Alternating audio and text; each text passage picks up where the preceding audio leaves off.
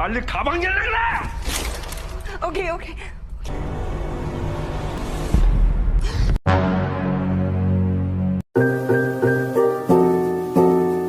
Hola rebahaners, ¿cómo estás? WIP tetangga masih aman?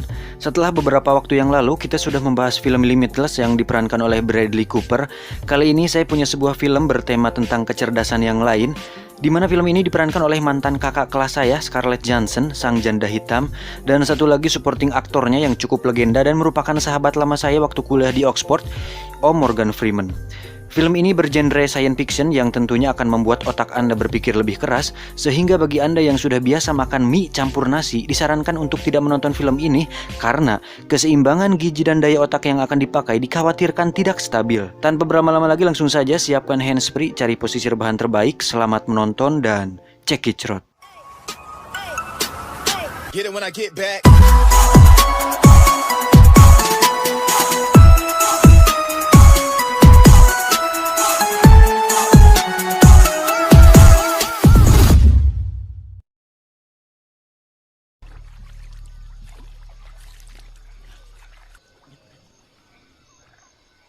Film ini diawali dengan memperlihatkan seekor kera bernama Lucy.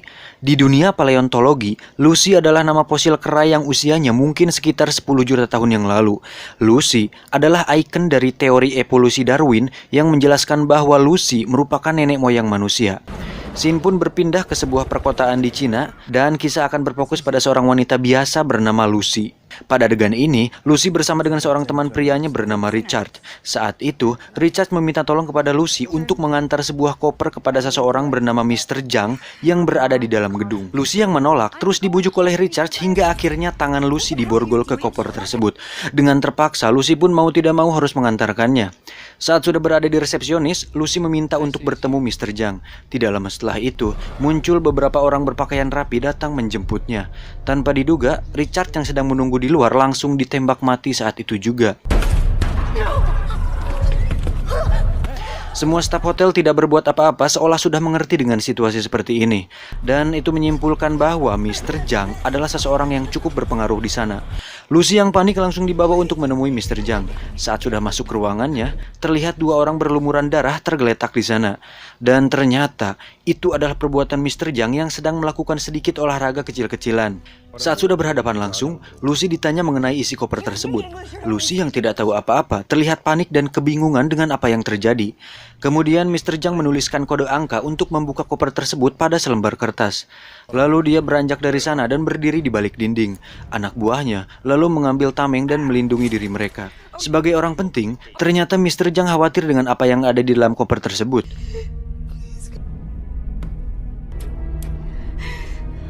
Saat dibuka, ternyata isi koper tersebut berisikan 4 kantung yang terdapat benda biru di dalamnya. Dan faktanya, itu adalah narkoba jenis baru. Anak buahnya kemudian membawa seorang pecandu untuk menguji narkoba tersebut. Dia pun mencicipinya.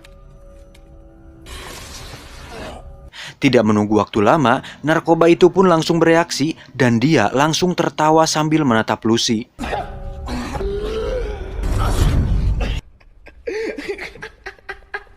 Tak diduga, Mr. Zhang langsung menembak kepala pecandu tersebut hingga tewas saat itu juga.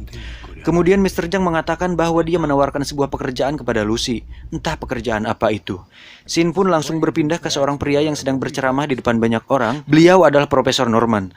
Pada ceramahnya tersebut, beliau sedang menjelaskan tentang kemampuan otak manusia, bahwasannya kita umat manusia hanya menggunakan potensi sebesar 10% dari kapasitas otak yang ada. Dan di planet bumi hanya ada satu makhluk yang menggunakan 20% potensi otaknya, yaitu lumba-lumba. The dolphin. Education system that is more, but the dolphin did not. And this is the Scene kembali berpindah ke Lucy di mana dia baru saja tersadar dari tidurnya. Tidak lama anak buahnya membawa Lucy ke hadapan Mr. Zhang. Setelah itu, datanglah seorang pria kulit putih. Dia menjelaskan bahwa tadi Lucy sudah dibedah di bagian perut dan di dalam perutnya sudah ditaruh narkoba jenis baru tadi untuk diedarkan di kawasan Eropa. Bisa diambil kesimpulan bahwa Lucy dijadikan media untuk menyelundupkan narkoba jenis baru tersebut. Tidak lama, muncullah 3 orang pria yang bernasib sama seperti Lucy. Namun bedanya, mereka menginginkan pekerjaan tersebut tersebut, sedangkan Lucy terpaksa. Singkat cerita, Lucy pun sudah berada di sebuah ruangan dan ada dua orang pria yang sedang merantai tangannya. Salah satu pria bertato itu pun terlihat seperti tertarik kepada Lucy dan nampaknya sudah lama tidak mendapatkan pengenceritan, dan itu dibuktikan saat tangannya menggerayami mountainnya si Lucy. Sontak hal tersebut membuat Lucy risih dan membuat pria tersebut marah, kemudian menggampar Lucy hingga tersungkur.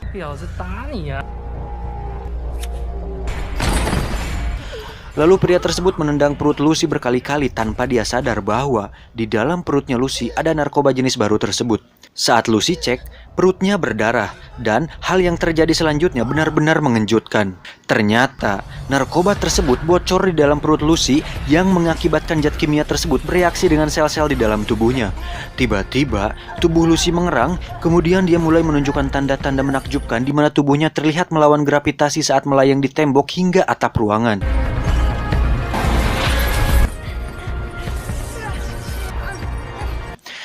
Di sini bisa disimpulkan bahwa narkoba jenis baru tersebut secara kebetulan membuat Lucy bisa mengakses 20% kapasitas otaknya. Wow!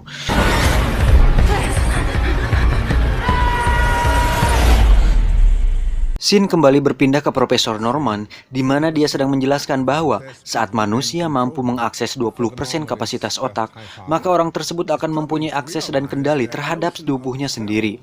Saat memasuki 40%, seseorang akan mampu mengendalikan tubuh orang lain layaknya kemampuan telekinesis. Lalu ada seorang mahasiswa yang bertanya, "Profesor, bagaimana jika seorang manusia mampu menggunakan 100% kapasitas otaknya?" 100%? Yes. Profesor Norman menjawab, "I have no idea." I have no idea. Scene kembali berpindah ke Lucy yang saat ini sudah bisa mengakses 20% kapasitas otaknya, di mana dia memiliki akses dan kendali terhadap tubuhnya sendiri. Hal itu dibuktikan saat bola matanya berubah menjadi warna biru, kemudian kembali berubah menjadi normal. Lucy pun langsung mengambil kursinya dan duduk tegak di sana dengan wajah yang sangat tenang. Tidak lama, si kakak masuk. Lucy pun melebarkan kakinya seolah menawarkan produknya ke si kakak. "Silahkan dilihat dulu kakak." Si kakak pun menghampiri Lucy. Pada saat tangannya akan menyentuh produknya si Lucy, kaki Lucy langsung menjepit tangannya dan menarik gesper si Aka hingga tubuhnya terlempar dan pingsan. Mamam. Lucy langsung meraih pistol dan kunci rantainya yang terletak di atas meja. Lucy kemudian keluar dari ruangan tersebut. Di sana sudah terlihat ada 4 orang preman yang sedang main kartu gaple. Tanpa berpikir panjang, Lucy langsung menembak ke 4 preman tersebut. Dan Lucy sempat tertembak di bagian bahu kanannya. Tanpa terlihat kesakitan, Lucy langsung duduk di meja dan memakan makanan yang ada di sana. Setelah beres, Lucy mengambil peluru dari bahunya tersebut dengan tangannya sendiri tanpa rasa sakit yang ditunjukkan oleh wajahnya.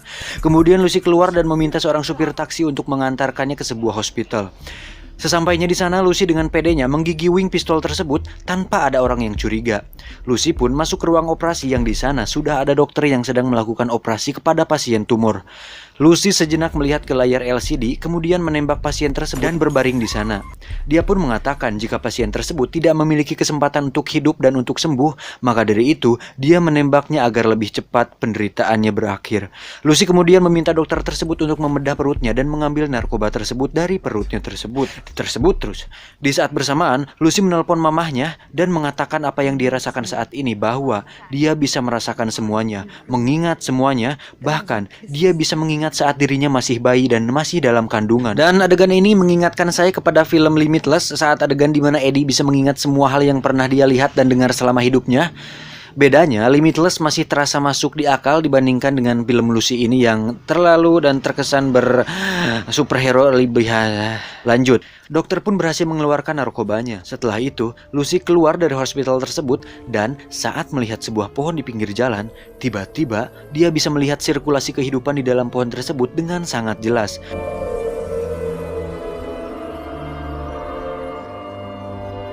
Singkat cerita, Lucy kembali ke gedung Mr. Zhang lalu membantai anak buahnya dengan begitu mudah. Tanpa melihat target, Lucy mampu menembak tepat sasaran. Wow. Mr. Zhang yang sedang pedi-medi di ruangannya tiba-tiba dikagetkan saat Lucy menancapkan pisau di kedua tangannya. Lucy bertanya, "Di mana 3 narkoba yang lain, bos?" Mr. Zhang yang penuh nafsu hanya diam saja. Ditambah, dia memang tidak bisa bahasa Inggris. Dengan akses 20% otaknya, Lucy menempelkan jari di kepala Mr. Zhang untuk mengakses ingatan yang tersimpan di syaraf otak Mr. Zhang. Setelah mengetahui lokasinya, Lucy pun pergi dari sana dan meninggalkan Mr. Zhang dengan kondisi seperti itu. Mr. Zhang hanya bisa berteriak, "Ah!" halus. Lucy kemudian pergi ke tempat sahabatnya untuk meminjam sebuah laptop. Saat berpelukan, Lucy mampu merasakan semua organ tubuh sahabatnya tersebut. Saat temannya mandi, Lucy langsung membuka laptop dan browsing untuk mencari seseorang yang paham dengan permasalahan otak. Dan disinilah awal pertemuan Lucy dengan Profesor Norman. Lucy pun menghubungi ponsel Profesor Norman. Dia mengatakan jika dirinya sudah membaca semua riset yang dilakukan Profesor Norman dan merasa bahwa Profesor Norman orang yang tepat untuk memahami kasus yang dialaminya sekarang. Profesor Norman yang menganggap hal ini sebagai lelucon, seketika dikejutkan dengan kemunculan Lucy di layar televisi. Tanpa basa-basi, Lucy langsung mengatakan semuanya, bahwa dirinya sedang dalam proses menjangkau 100% kapasitas otak, dan saat ini baru berada pada 28%. Profesor Norman yang sedikit shock pun bertanya apa yang bisa dilakukan Lucy dengan akses 28% tersebut. Lucy pun mengatakan jika dirinya mampu mengendalikan tubuh dan otaknya, dan mulai bisa mengendalikan tubuh orang lain, juga bisa mengendalikan gelombang listrik, elektromagnetik, dan lain-lain. Hal itu langsung dibuktikan saat Lucy bisa muncul di setiap gadget dan alat elektronik di rumah Profesor Norman. Telephone. Radio. Lucy mengungkapkan bahwa dirinya sudah tidak bisa merasakan sakit, takut, keinginan, seolah ciri-ciri manusia pada dirinya sudah pudar. Semua pengetahuan seolah meledak di dalam kepalanya. Lucy bertanya, apa yang harus dilakukan dengan semua pengetahuan ini? Profesor Norman menjawab, tujuan dasar hidup dari awal kehidupan adalah mewariskan apa yang telah dipelajari. Tidak ada tujuan yang lebih tinggi. Maka, jika kau bertanya apa yang harus kau lakukan dengan semua pengetahuan itu, maka wariskanlah. Yes, of course. I'll be at your door in 12 hours. Terakhir, Lucy mengatakan jika dirinya akan menemui Profesor Norman dalam waktu 12 jam. Saat Lucy akan pamit, dia memberi pesan kepada temannya untuk mengubah gaya hidupnya dikarenakan ginjalnya sudah tidak berfungsi dengan baik. Dan Lucy memberikan kertas yang berisikan resep agar sahabatnya bisa sehat kembali. Singkat cerita, Lucy pun berada di bandara dan berencana pergi ke Paris. Untuk menutupi identitasnya karena kasus penembakan di rumah sakit tersebut, Lucy merubah rambutnya menjadi hitam lurus. Dan di sini nampak seperti berlebihan sebenarnya, berasa seperti nonton film mistik di film X-Men, tapi it's okay lah, nggak apa-apa.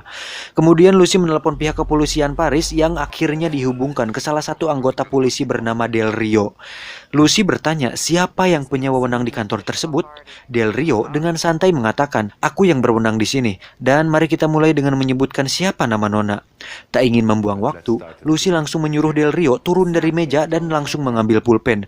Sontak hal tersebut membuat Del Rio terkejut seolah dirinya sedang diperhatikan oleh CCTV. Namun saat dilihat, tidak ada. Lucy langsung menyebutkan identitas ketiga orang yang membawa narkoba tersebut dan mengirim foto mereka di komputer Del Rio. Lucy menyuruh Del Rio untuk menangkap ketiga orang tersebut dan mengamankan narkoboynya. Di saat bersamaan, seekor anjing keamanan bandara mencium aroma-aroma tersangka pada Lucy, tapi dengan sekali tatap, anjing tersebut langsung dibuat takluk.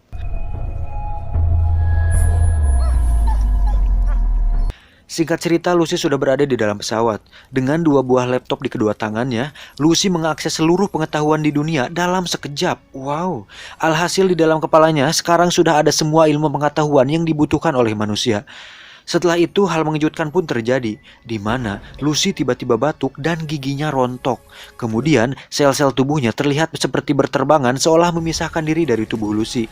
Seketika dia teringat riset Profesor Norman yang membahas tentang keabadian, yang intinya adalah jika habitatnya tidak mendukung, maka suatu sel akan mengelola diri sendiri dan memilih keabadian. Dan saat ini Lucy berada pada 40% kapasitas otaknya. Lucy yang panik langsung masuk ke toilet, tapi kondisinya semakin parah. Lucy pun memutuskan untuk menelanjat yang tersisa di kantong tersebut hingga dirinya tidak sadarkan diri.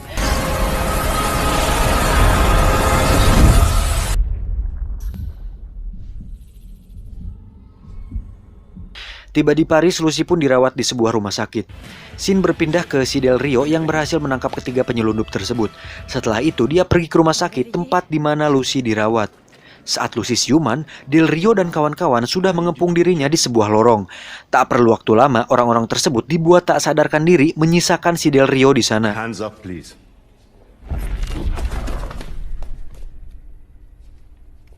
Lucy meminta Rio untuk menunjukkan di mana para penyelundup tersebut dan narkoboy itu disembunyikan. Saat berada di mobil, Lucy mampu melihat sinyal dan gelombang elektromagnetik dari semua alat komunikasi di dunia. Hal itu pun membuat dirinya mengetahui rencana Mr. Zhang yang akan mengambil narkoboy tersebut dari para polisi. What's that?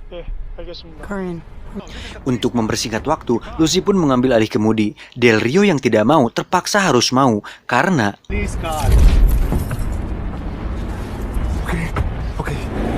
Lucy yang sebelumnya tidak pernah mengemudi dan belum pernah belajar mengemudi tiba-tiba sangat mahir menyetir sampai-sampai membuat kendaraan lain jungkir balik dibuatnya. Di sisi lain, orang-orang Mr. Zhang sudah tiba duluan di lokasi narkoboy tersebut.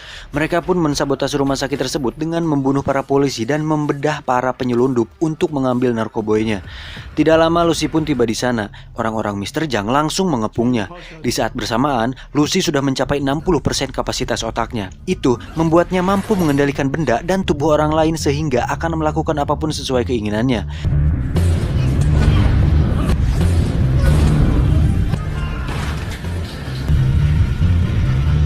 Lucy pun mengambil koper berisi narkoba tersebut lalu pergi dari sana.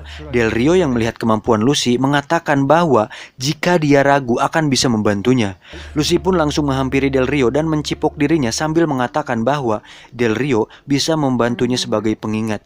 Entah apa maksudnya, tapi yang terpenting dapat cipok saja. Mereka berdua pun pergi dari sana dan menuju ke sebuah universitas untuk menemui Profesor Norman. Ternyata Mr. Zhang yang berada di luar sempat melihat Lucy di mobil. Alhasil, dia pun mengikuti kemana Lucy pergi. Di sisi lain, Profesor Norman tengah bersama sahabat-sahabat cendikiawannya untuk menyambut kedatangan Lucy. Saat Lucy tiba, dia langsung diperkenalkan kepada satu persatu cendikiawan tersebut. Namun, Lucy sudah mengetahui mereka semua dan tidak perlu ada sesi perkenalan. Salah satu colikiawan tersebut mengatakan ingin melihat kemampuan Lucy secara langsung. Lucy pun langsung memegang pundaknya dan mengatakan tentang masa lalunya di mana anak cendikiawan tersebut meninggal dalam sebuah kecelakaan. Dan Lucy menyebut setiap detail saat kejadian tersebut terjadi. Cendikiawan itu pun langsung terlihat sedih dan mereka pun langsung percaya. Di luar, Mr. Zhang dan anak buahnya tengah siap-siap menyerang Lucy dengan berbagai senjata yang ada. Di sisi lain, Lucy sedang menjelaskan perihal apa yang dialami tubuhnya saat ini. Lucy mengatakan jika sel-sel dalam tubuhnya saling berkomunikasi satu sama lain sehingga bisa membentuk sebuah materi. Dia pun mendemonstrasikannya dengan merubah bentuk tangannya menjadi beberapa variasi dan membuat sebuah pulpen bisa berubah menjadi objek yang lain. Lucy pun meminta Profesor Norman untuk memasukkan sisa zat biru yang ada dengan tujuan untuk mengoptimalkan kapasitas otaknya hingga mencapai 100%. Mereka pun mencairkan zat biru tersebut lalu menginfuskannya ke tubuh Lucy. Di sisi lain, Mr. Zhang and the gang mulai masuk dan membantai semua orang yang ada di sana. Del Rio dan tim keamanan kampus yang tersisa pun mencoba menahannya sebisa mungkin. Kembali ke Lucy, saat semua zat biru sudah diserap dan masuk ke sel-sel tubuhnya si Lucy, keluar cahaya dari mulutnya yang menandakan bahwa dirinya sudah mencapai 90% kapasitas otak. Lalu muncul benda hitam yang keluar dari tubuh Lucy dan menjalar ke komputer dan alat elektronik yang ada di sana. Seketika ruangan tersebut berubah menjadi putih polos. Oh my God, what's happening? Benda hitam tersebut pun akhirnya berkumpul dan membentuk sebuah objek berukuran besar yang cukup aneh. Sahabatnya bertanya, apa yang Lucy lakukan? Profesor Norman menjawab, Lucy sepertinya sedang membuat komputer generasi baru. Wanjir! Di sisi lain, geng Mr. Zhang dan Del Rio masih tembak-tembakan. Dan di satu titik, anak buahnya berhasil melepaskan roket launcher ke arah ruangan Lucy. Saat meledak, Lucy yang berada di dalam langsung terhempas ke Menara Eiffel. Ternyata, komputer generasi baru yang Lucy ciptakan tersebut mampu membuatnya bisa menjangkau seluruh alam semesta, mengakses setiap penjuru dunia, mengatur waktu, dan bahkan bisa pergi ke masa lalu. Dan benar saja, Lucy memundurkan waktu sampai zaman dinosaurus. Dan di suatu titik, kita akan melihat pertemuan pertama antara Lucy manusia dan Lucy kera pertama yang kita bisa lihat di awal film tadi. Setelah itu, Lucy mengakses alam semesta dan memundurkan waktu sehingga dia bisa melihat bagaimana awal penciptaan semesta dimulai. Di saat bersamaan, Mr. Zhang sudah berada di belakang Lucy sambil mengarahkan pistol ke arah kepala Lucy. Dan saat Mr. Zhang menembakkan pistolnya, Lucy sudah lenyap. Yang tersisa di sana hanya pakaian dan cangcutnya saja.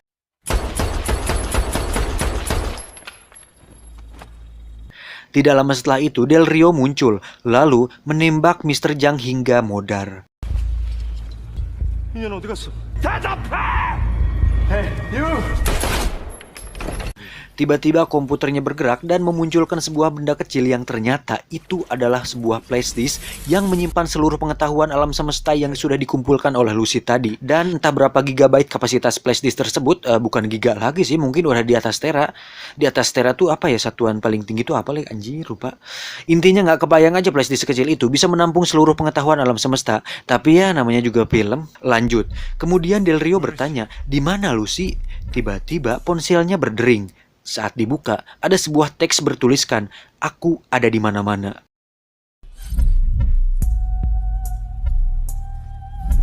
Del Rio pun melihat sekelilingnya dan kebingungan dengan apa yang terjadi.